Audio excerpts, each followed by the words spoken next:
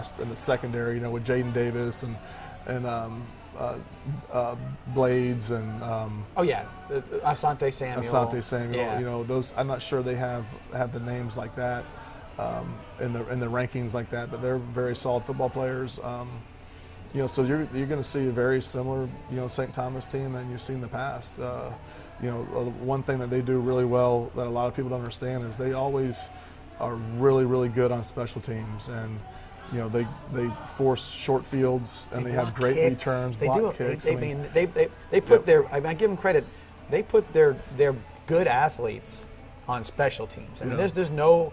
A lot of times you say, let's get the. They put their good guys returning kicks and blocking kicks and all that kind of stuff. So we've seen when sometimes they can block a kick and they're in there so fast. Yeah. I mean, they're chasing the ball to the punter sometimes. Saw 2017. They blocked the opening. We tried a field goal. They blocked that. Scored 7-0. You're like, what just happened? We had just had a great drive going. And we only won by 1 point, and they scored 1 touchdown on special teams. Yeah. And I think they're good. Even if the field, like I remember last year's game. Field position was so lousy for us, and they had great field position. It's because they play well in special teams. It's not just bad luck. They play really, really good special teams, and you've seen this year. We've had some games where the field is so short. And, it's like we're in 13 plays and we scored 50 points. Well, we can use American Heritage as an example. Yeah. Now, so their defense was ridiculous. It was really, really good. Let's face it. We were like as good as we're going to see, And we moved the ball on them. And then we had a pick six from school record turnovers. Yeah, and that little stuff like that. And then you're behind the chains, and then they're kicking off into the end zone. You're starting at the 20. You move it to the 50. It's tough to keep on going back to that starting point at the 20, and they're starting at the 40 or the 50 or whatever it may be. It just they're not starting at all. I think they had three pick six. Yeah, two pick sixes, but I know 3 touchdowns. If I'm not sure on special teams our the defense. Yeah, so obviously we're going to have to play really, really well on special teams, and just like any other football game, we can't turn the ball over. We got to be able to, if we're not able to produce on offense, we got to be able to punt it to them. The bottom line is, when they played American Heritage, I want to say they had 3 defensive touchdowns. Mm-hmm. Yeah, you're right. Remember, we were following that game a little bit. So that's something we can't do. We talked about a little bit about the emotion of the game, rivalry. Every game that you move forward in the playoffs gets a little bit more intense, I guess you would say. Right. So we got to play smart. We can't get a bunch of penalties. You're going to get offsides. You're going to be ready to go, and you're going to catch you offsides. That's going to happen on both sides of the ball. Maybe you're going to get a holding penalty here and there. And that's always an arguable call in high school. Depends how the referees are calling it that night. But what you don't want to see, I know your list is, you don't want to see these cheap 15-yard penalties. Yeah, we can't afford those. Stuff like that. Hopefully that message has been delivered and that won't happen anymore. When I look at the stat sheet, I write down the first downs, and PE is if that's in the box more than once, and even once is too many. You look at it, you're like, how many times did you give them a cheap one, 15 yards, and that's just terrible. And you doing stats, and me being on the sidelines, I would be, you have to see it to say, all right, well, we're playing this team, and we've stopped them 3 times on defense. Mm-hmm. We're up 14-0, and then we give them a penalty first down. And then what happens? We fall apart. Right. Now we've extended their series. Now they're going to go down and score, and we're going to do something bad on offense, and it's going to be a tie ball game. And you're like, what just happened? And it all stemmed from not being disciplined, and getting a penalty and extending a drive. It's funny you say that, dog. So I thought to myself a couple of times, I'm seeing this stuff. I know you're aware of it. So sometimes I'm thinking, all right, so the defense or the offense gets a 15-yard penalty and it costs you a drive or it costs you a touchdown. It's not the offense, it's the defense. Right, yeah. And so with I said, I should be on the sidelines with the chalkboard saying, okay, all right, listen now. You see what this just did? Almost like saying, realize. Look at the advantage you just gave somebody because you decided to shove somebody after a play. But how many times you that bought happens into to us? something? I can almost, when it happens, I'm like, here we go. Right, and you say to yourself, what was the gain?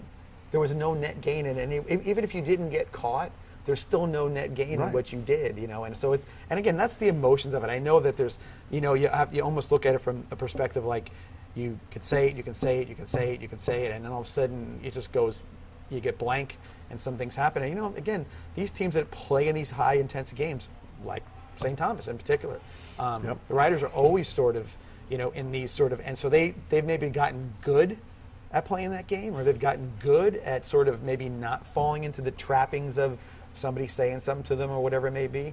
Because not a lot of times, like I said, it just depends. That they do play a lot of those sort of high intensity games, and maybe they're a little better at it. But even with that, you just don't want to fall into that trap, because again, when we play our best is when we're just like, I say, Venice has a certain way of doing things that sometimes you look almost machine-like.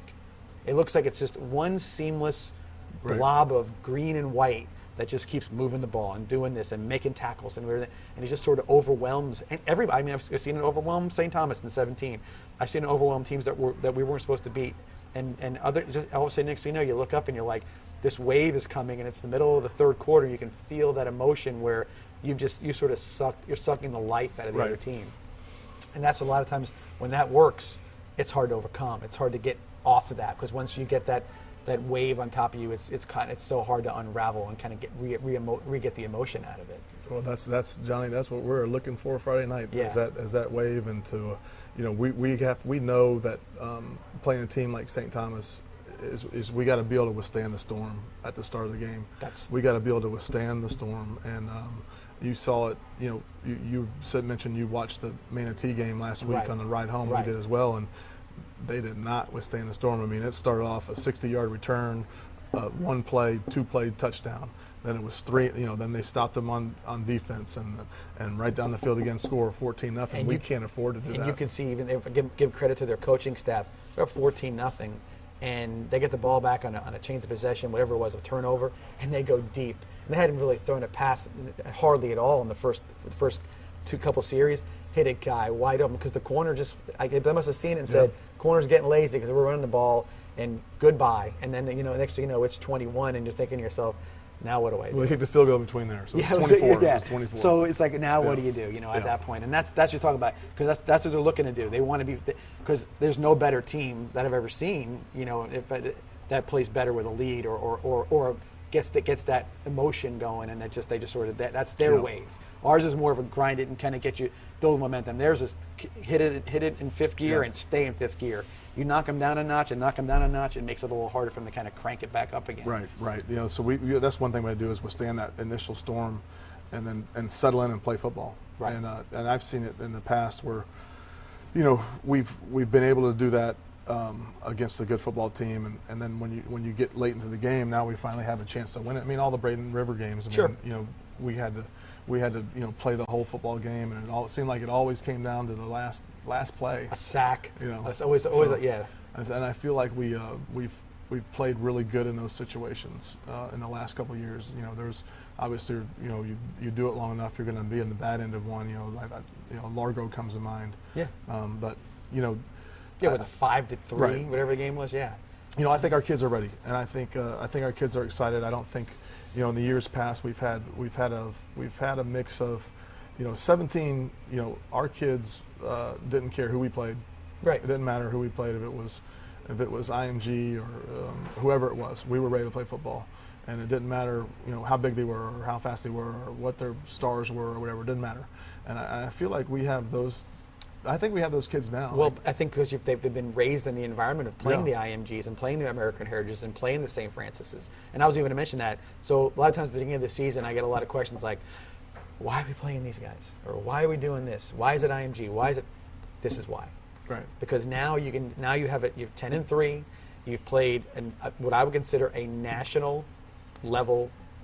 We played it as tough as we possibly could. Right, and you've played the locals, you've played the nationals, you've played other teams, and whatever, and so now you've sort of carved you've made yourself into what you are. What you're going to see on Friday, there's nobody on the football team for the last that's been the team for 3 years or even 3 months right now is going to say, gee, I've never seen anything like this. Right. No doubt about that. There's no sticker shock. This is You're going to go in there and you say, okay, I got it. I know what I got to do, and it's just a matter of me performing at the top of my game. Right. And if that happens, then I think that it's going to be a victory, because I think if we can play our best game, no matter what they do, I think our best game can compete with anybody in the state. I do too. And I told our kids, we don't have to be perfect, but we do have to play darn good because they're a really good football team. There's nobody you play from this point forward. And it's lay it up. And the thing is, that our kids have known it was coming down to this at the end of last year. Right. And we knew, and I think everyone kind of knew. At least at least I knew deep down in my heart, and I think our kids knew deep down in their heart, like we'll be back here next year, and we're gonna do the things we need to do between now and then to give us a chance to be successful. Right. Well, like I said, it's Tuesday night. We're ready to go right now. I'm sure you are. I said I'd like to be ready to go as well. But we'll wait the 3 days and take that long bus ride, and we'll go over there and do the best. Coach, thanks for coming out like always for the podcast, and then also thank you guys for joining us like you have been doing for the last few weeks. We'll be back here next week, against with some smiles on our face and everything going good, and hopefully you guys can get a chance to watch it on the NFHS network. So do that if you can. Thank you for joining us like you always do here at Off the Wagon and for our podcast on Tuesday nights. We'll see you all next week.